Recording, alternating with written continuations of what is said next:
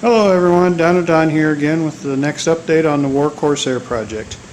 As you can see, I got in the timing belt, pulleys, water pump, and all the pieces to get this back of the motor put back together. I also ordered and got in the little block here to mount the water temp sensor for the gauge. Just splices into the hose that goes down to the radiator. Comes out of the cylinder block on this side and goes down into the wing, into the radiators. Then each wing comes back into the bottom there and ties to the other side and back into the water pump. Put a brand new thermostat in there. Got that all done. Like I say, got these sensors in and wired up. Also was able to hold off this linkage from the throttle here. It was all rusty and stuff.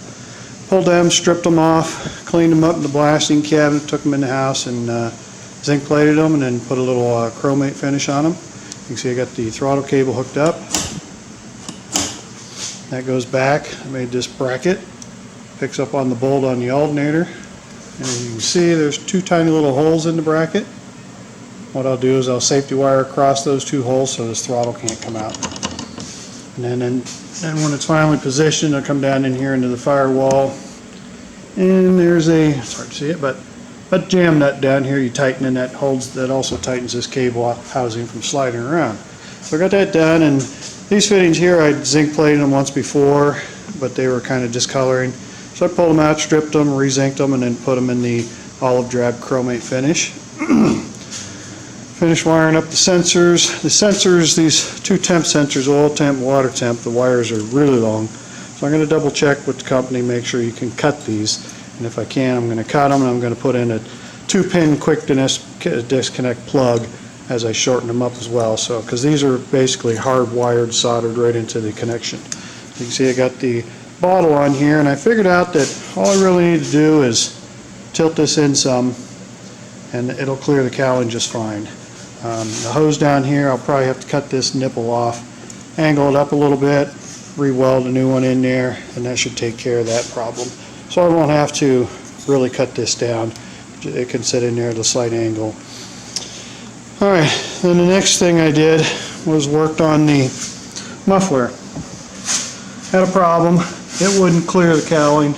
As you can see, I hacked off the corners because that's pretty much the angle it has to be to match the bottom of the fuselage.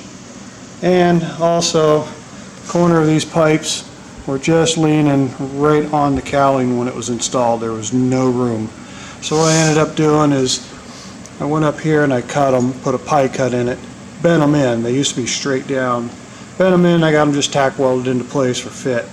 And then at the same time, as those are bent, tipped up, it causes this straight section of pipe here that goes into the muffler tilted up. So I had to cut them off right here, twist them and re-weld them.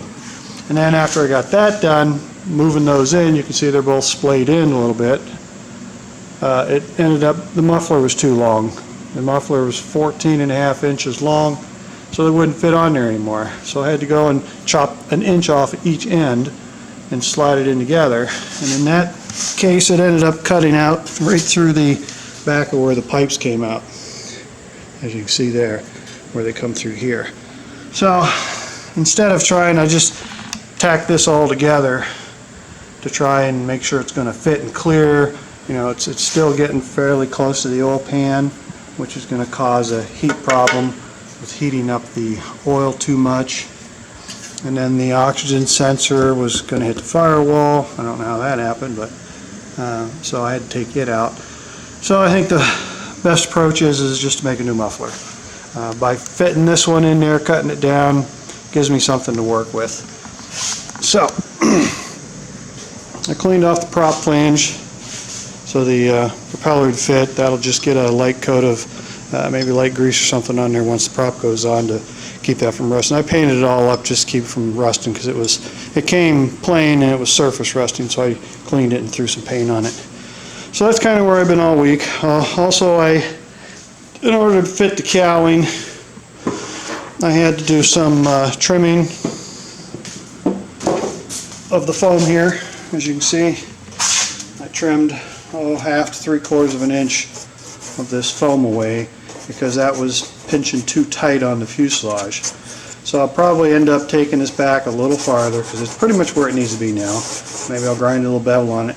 Then I'll probably lay another one layer of fiberglass cloth in there, wet it out, and seal this end in because that's just raw foam. These hinges, I'll have to knock off probably this last section of the hinge, which is good because it'll expose the pin because the pin's the exact same length of the hinge. So, but I was able to get the cowling on there. I fitted that this week, during the week. And then this weekend I started fitting in. The good thing is the engine clears beautiful. I ended up shortening these plug wires. I don't know if I mentioned that last week's video, but I shortened them up. The only thing is it's rubbing lightly right here. And then neighbor kid come over. We were talking about this issue here. It'd be nice to get this filler neck right up here so you have access through one door to get to the check it and add oil. We're talking some flex tube and that, but the problem is I got this in the way. So this valve cover originally came off the other side, and this valve cover originally went on that side. And I was thinking if I put that valve cover over there on over here, see the holes in the back, so I'd put the valve cover access here, the filler access here. Then with that you might be able to come up around here to get it up close to this one, but I'm not sure yet. Looking at it now, this is probably still too big. I don't want to make a massive door here, just a big enough door to access this and access the dipstick. And then, if the thing ever needs oil, you don't want to have to take the cowling off to service the oil. But maybe some kind of flexible rubber hose or something, and something attached right to here with a smaller size cap. It doesn't have to be that size of that stock system. This thing is too big. It's just too big. So, alright, let me go ahead and stop this video. I'll throw the cowling on so you can get an idea what it looks like with the cowling on and a propeller flange sticking out, and see what that looks like. Alright, I'll be right back. Alright everyone, I'm back now. And as you can see, I got the cowling on, and surprise, I went and grabbed a propeller, stuck it on there. This is not the spinner, well it's the spinner I'm going to use when I get this up and flying. That's the prop I'll be using. The spinner I bought from Warp Drive when I bought the propeller years ago. And then when my friend was here from next door, I picked the tail of the plane up till the fuselage was level, and had him measure the tip clearance from the prop to the ground, and it was still over 9 inches. Originally thinking the plans show the aircraft's only like 4 foot high to the center of the spinner, but it's actually taller than that. So got plenty of ground clearance. I thought that was going to be an issue. So that's a nice good sized propeller. If you're looking out the view of the windshield, that's 72 inches, 6 foot. So that thing's almost as tall as me. I'm 6'1". Let me turn this prop blade up top. You got the plugs, everything back in it, and this is a 2.171 reduction. So now if we come back and take a quick look at the propeller, it's got quite a bit of prop hanging out. So it should have a ton of thrust. That gearbox, being multiplier of 2, that also multiplies your torque by 2 times. So now you're looking at, I can't remember what the torque on this engine is. It's 134 horse. I got my maintenance book here that I used to set the timing with. It's an actual Subaru manual. I got it wrote down here somewhere. It's only 100 and some foot-pounds, I'm pretty sure. Here it is. Yeah, 130. So 130 foot-pound of torque, multiply that by 2.17. Now you're looking at roughly 270 pounds of torque, which should do wonders. Alright, I'm going to grab a little flashlight, show you what it looks like in here. Before, like I said, those things were touching. And there's a good, almost probably a good inch underneath those pipes. This flashlight's probably, it's almost an inch. So that clears good. And then also the bottom of the muffler to the cowling, there's over ½ inch clearance there. So when I go and design me a new muffler, I'll take that in consideration. It does, like I said, it is a little close to the oil pan in that, and that's the problem. Figure it's going to cause a problem with heating the oil up. So one of my ideas is underneath here, as you can see, I got the drain sticking out. I had to notch the cowling for that. I'm going to shorten this up so only basically the tip of this is sticking out, so it's got to go up inside. And what I think I'm going to do is I'm just going to cut out the section from here over to the next cowl bolt and take out maybe 3 inches to give me a nice good exit for airflow out of the cowling, like a cowl flap.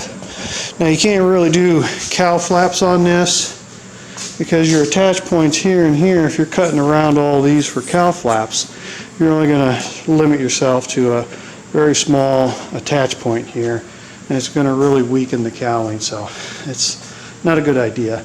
Now you may be able to mold some cowl flaps into this to give you more airflow if you're using like the Continental engine that's strictly air cooled, but this is water cooled, so it's not an issue of keeping the engine cool, it's just an issue of the exhaust heat. So because there's not a lot of clearance on this thing, because I made the cowling round and the fuselage is actually oval shape. It's wider at the sides than it is top and bottom, so you can see it's literally touching there, touches on both sides in the same spot. Like I said, because I made this cowling bigger, but it still could have stand to be a little bigger. And again, it's touching. So that's where we're at this week. I got to tell you, this past week has just been hot and humid. Yesterday, today, it was like 98 degrees in here. Like right now it was just 92, so we're at 57% humidity, 89 degrees, and I've been running the fan all day, and I've had it on high. Right now it's just on low for keep the noise down for this recording. So that's what it's looking like, folks. All this little bits of rework here and there, really slowing down the project. It's going to be really tough to get this thing done before snow flies. I mean, it's not crucial, it has to be, but I'd like to. So I got to get on to my next projects. I got the windshields, the canopy to deal with, finish the wings, finish all the control surfaces. Next weekend, I spent most of my time fiddling with this damn exhaust, getting it to fit, and engine installed and all that good stuff. So maybe next week I'll take a break from all that. I'll probably look up some material, get some stainless steel, get a new piece, and start from scratch, make a new muffler. But next weekend I might just forget about the engine and get to work on these wings. I got to get this epoxy work finished, especially those control surfaces. All them parts back in there all have to be covered in 2 layers of fiberglass cloth, and then they all need filled, primed, and painted. So I got to get that stuff done before the temperature starts dropping too much. The canopy and such,